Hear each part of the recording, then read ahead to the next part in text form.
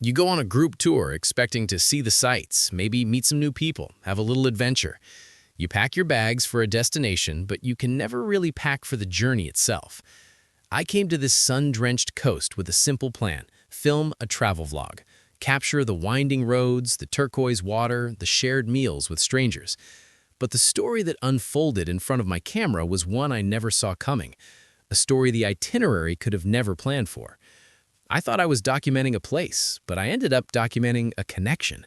It started with friendly chats over breakfast, and it ended in a full-blown love inferno, a quiet, nightly heat wave that threatened to consume everything. You know that feeling on a tour bus? The air is thick with that weird mix of stale air conditioning and fresh, nervous energy. We were a collection of strangers, all staring out the window, all wondering if we'd made the right decision. 7 days, one bus. A dozen people who had, until this morning, been living entirely separate lives. My mission was simple: capture the chaotic magic of group travel, the inside jokes that form over a terrible cup of coffee, the friendships forged on a dusty trail. I had my camera, my shot list, and this vague idea that this would be a video about landscapes and local food. I started by filming the cast of characters. There was a retired couple from Ohio, already bickering playfully over a map.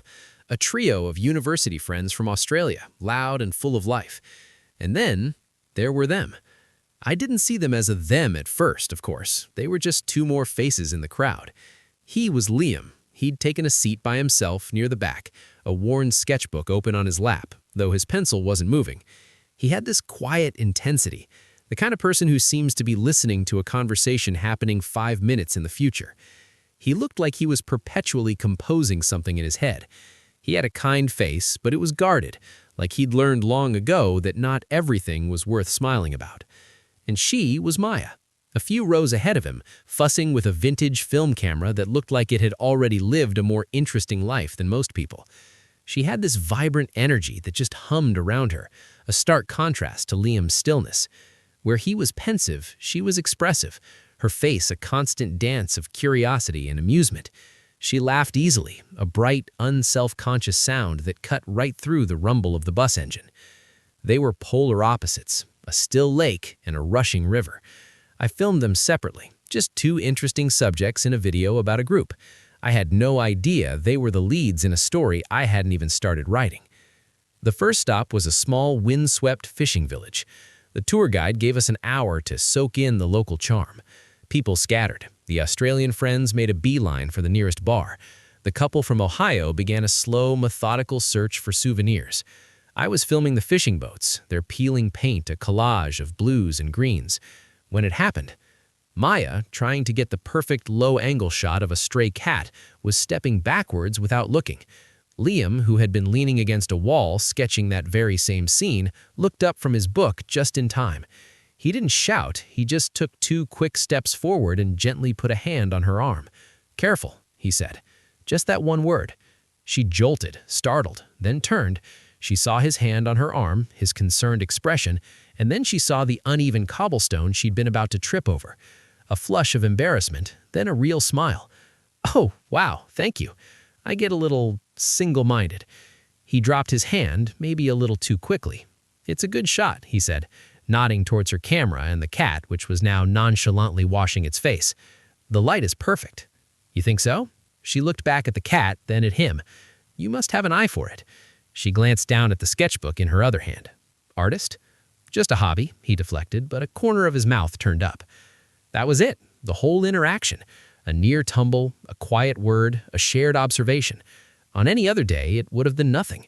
But I had my camera on them, and through the lens, in that tiny shard of captured time, it felt like something more.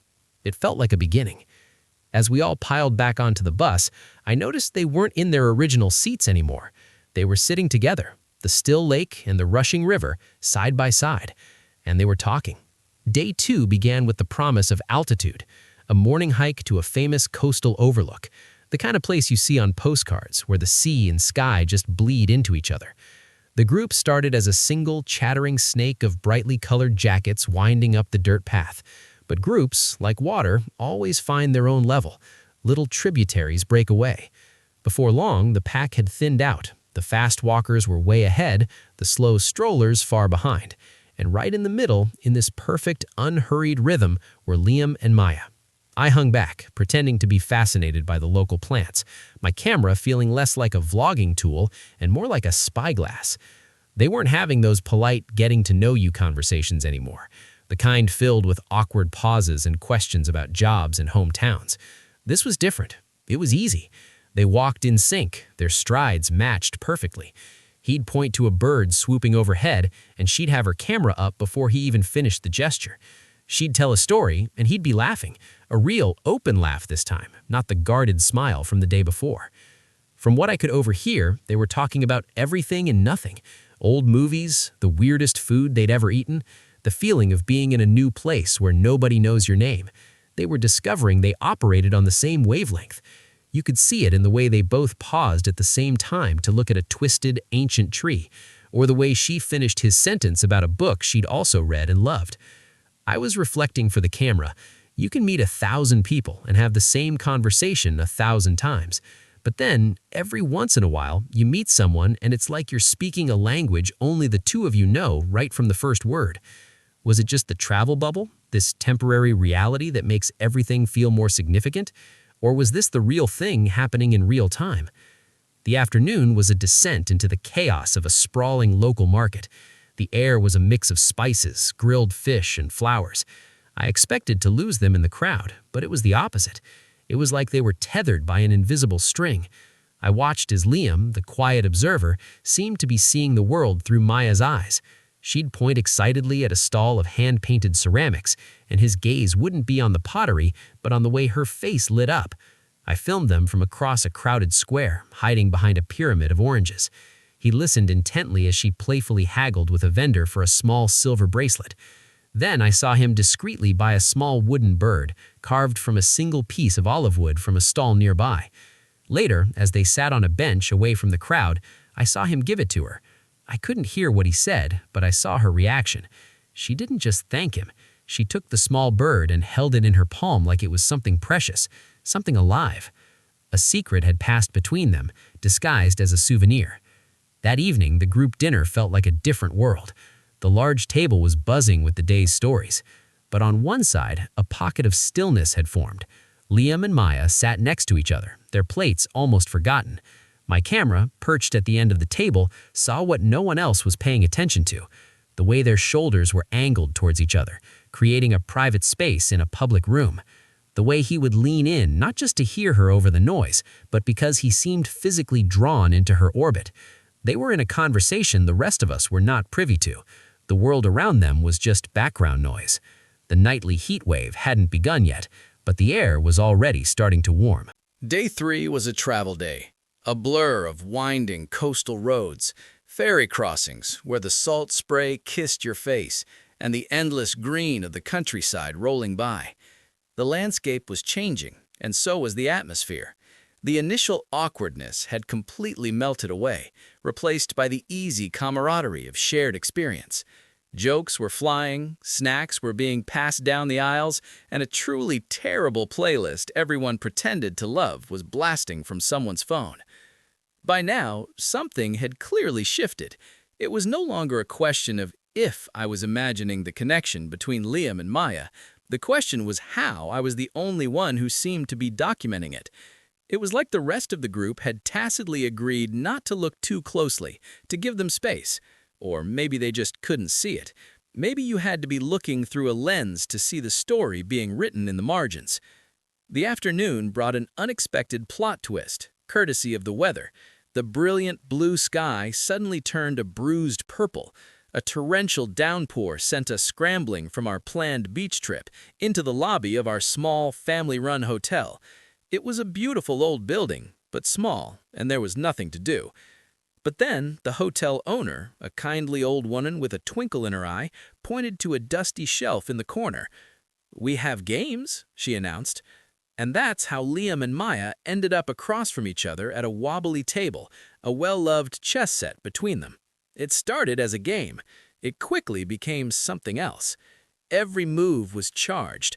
This wasn't just about strategy. It was a conversation. Maya played with a reckless, intuitive style, pushing her pieces forward with a confident smile. She was an attacker. Liam, true to his nature, was methodical, patient. He would lean back, brow furrowed, analyzing the board. He was a defender. I focused my camera on their faces, the intense concentration as he contemplated a move, the playful, challenging glint in her eyes as she put his king in check. A stray strand of her hair fell across her face, and without thinking, he tucked it behind her ear, his fingers brushing her temple for a fraction of a second. The air crackled. He didn't flinch, but I saw his focus on the board break for the first time. He looked up at her, and the game was just forgotten. It was a silent acknowledgement that the real game wasn't being played with knights and pawns. "Your move," she whispered, her smile knowing. Later that evening, the rain stopped, leaving behind a world that smelled clean and new. The hotel owner arranged a small campfire in the garden. Someone brought out a guitar. The mood was mellow. One by one, people started sharing stories. When it was Maya's turn, she grew quiet. She spoke about her vintage camera. She said it had belonged to her grandfather, a journalist, who had taught her to look for the stories that people don't tell you. She talked about loss and about how carrying his camera felt like carrying his legacy, a reminder to pay attention to the small, beautiful details. Her voice was soft but steady. It was just raw, honest vulnerability. Across the fire, I turned my camera to Liam. He wasn't looking at the flames like everyone else. He was looking at her, and the expression on his face was one of profound understanding. It was a look that said, "I see you, all of you." The guarded walls he'd had up on day one were gone, burned away by the firelight and her honesty. In that moment, he wasn't just a fellow tourist, he was a witness. I realized we were both doing the same thing, watching her story unfold. The only difference was, he was about to become a part of it. Day 4. The morning after the campfire was quiet. You could still feel the intimacy of the previous night hanging in the air. We were given a few hours of free time. People scattered to read, nap, or call home. I took a walk through the hotel's garden, and then I saw them. They were at a small, two-person table on a secluded patio, 2 cups of coffee between them. They weren't talking. He was sketching in his book, and she was cleaning the lens of her grandfather's camera. A comfortable silence hung between them, the kind that only exists when you no longer feel the need to fill the space with words. It was an image of domesticity, a scene from a life they hadn't yet started living. I filmed from a distance, through the leaves of a large fern, feeling like an intruder. He tore a page from his sketchbook and pushed it across the table. She looked at it, and a slow, beautiful smile spread across her face. It was a simple, elegant sketch of her with her camera. She held the drawing, then looked at him. Her eyes said everything. It was then I realized the real story wasn't happening during the day, during the scheduled activities. The real story began when the day ended. I started calling it the nightly heatwave. It wasn't a sudden inferno, not yet. It was a slow, rising temperature you only noticed when everyone else had gone to sleep. It was the buildup of shared glances and inside jokes, culminating in these stolen hours after midnight. By now, my theory was confirmed. We arrived at a new, more anonymous hotel. After dinner, the group dispersed. I went up to my room, which had a small balcony overlooking a central courtyard. I was reviewing my footage when I heard the soft murmur of voices from below. I looked over the railing. There they were, on a small, barely used bench, partially hidden by a potted palm. The courtyard was dimly lit, casting them in pools of light and shadow. Everyone else was gone. It was just the two of them and the sound of crickets. I couldn't hear their words, and I didn't try to. The specifics didn't matter. What mattered was their body language, the way she had her legs curled up on the bench facing him, the way he was leaning forward, completely engrossed. At one point, she threw her head back and laughed, that same bright sound from the bus, but this time it was softer, more intimate, for his ears only. I watched them for nearly an hour. This was the heart of it. This was where the real connection was being forged, in the quiet hours, under the cover of darkness, far from the prying eyes of the group. Or so they thought. I felt a strange mix of guilt and privilege. What were they building down there, in the dark? A friendship? A holiday romance? Or something much, much bigger? The heat wave was building. The air was getting thicker. You could feel the pressure changing. A storm was coming.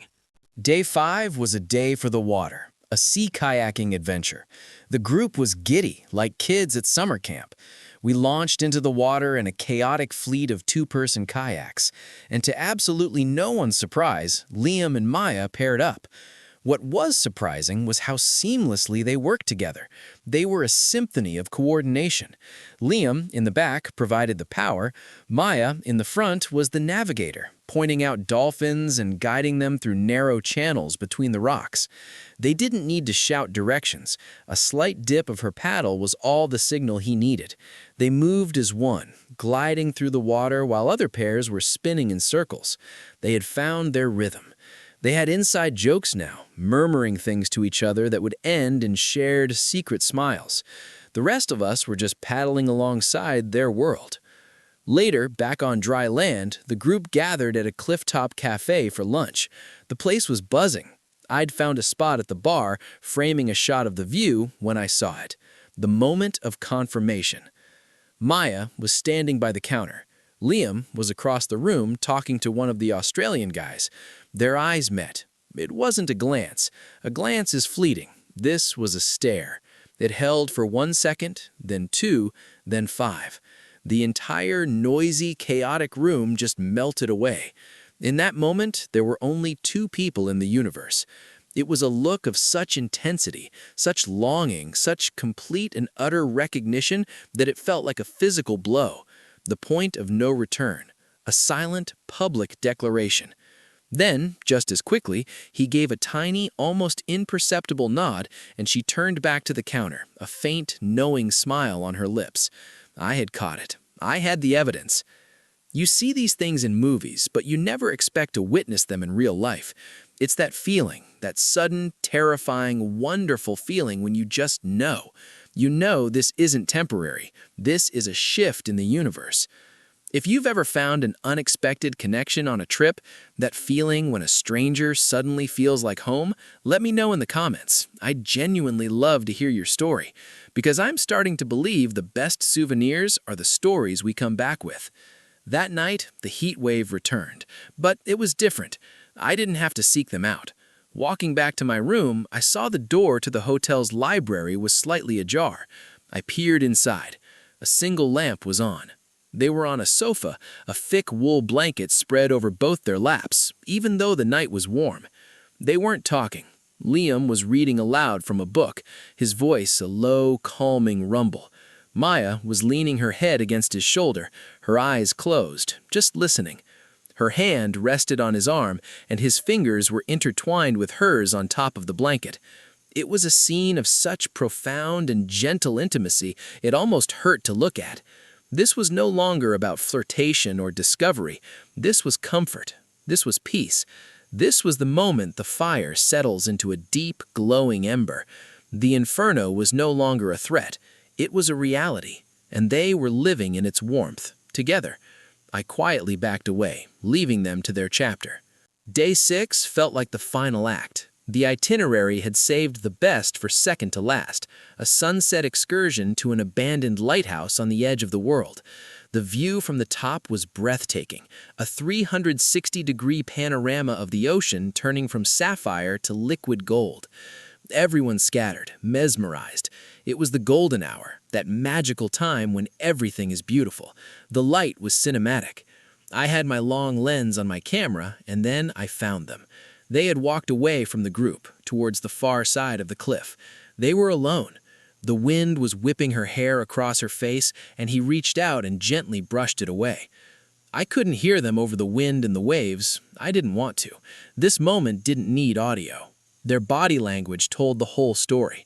They stood close, closer than friends would. He was talking, his expression earnest and open, stripped of all the defenses he had on the first day. And then I saw her reaction. She was listening, her eyes fixed on his. As he spoke, a tear escaped and traced a path down her cheek, but she was smiling, a wide, radiant, tear-filled smile.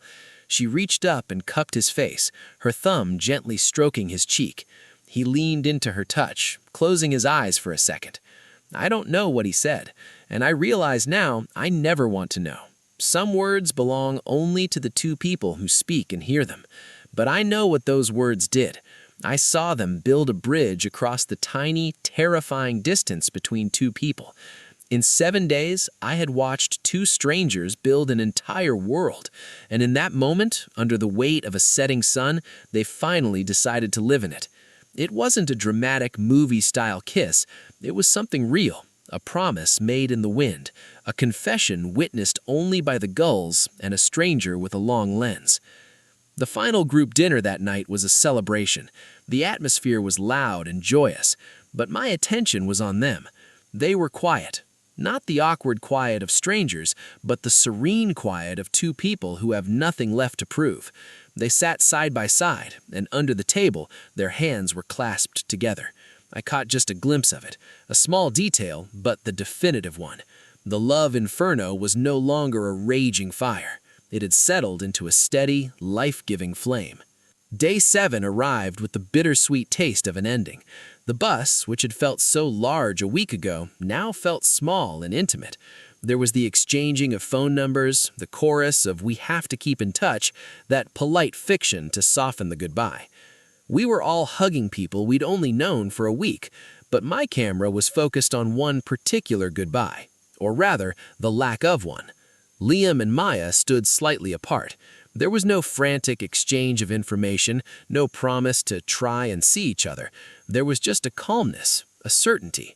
A separate taxi was waiting for him. He put his bags in the trunk, then turned back to her. He put his hands on her shoulders. "So," he said, his voice low. "So," she replied, her smile soft. "I'll call you when I land." It wasn't a question. It was a statement of fact. "You'd better," she teased gently. He smiled, a full, unguarded smile, and leaned in and kissed her on the forehead.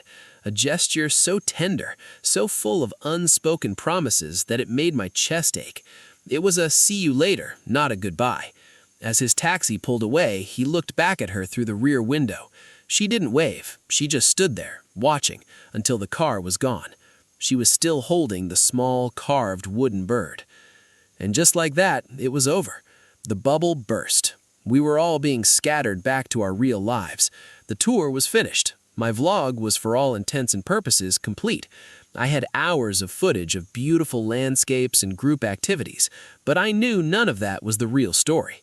The real story was about Liam and Maya. It was a story about the alchemy of travel, how it can take two people and transform them into something new. Travel strips away the noise. It removes you from your own life, your history, your obligations. You are just you. And in that state, you're open to connection in a way you can never be at home. What happens in 7 days on the road can sometimes be more real than what happens in 7 years of ordinary life. I came on this trip to document an adventure, and I did. It just wasn't the one I was expecting. It wasn't an adventure of places, but of people. It was a reminder that the universe is always writing love stories in the margins of our own, if we just remember to pay attention. I don't know what happened to Liam and Maya. I don't know if he called when he landed, or if they managed to bridge the distance between their two separate lives. And in a way, I don't want to know. To me, their story will always be this perfect, sun-drenched 7-day epic, a testament that the greatest adventures aren't on the map, but in the human heart. Their story isn't about the happily ever after. It's about the beautiful, terrifying, and magical what if, and the inferno of possibility that can be ignited in a single week. The world is full of these quiet, unnoticed miracles. You just have to be there to see them. If you believe in the magic of unexpected connections, consider subscribing for more journeys like this one. And thank you, truly, for coming on this journey with me.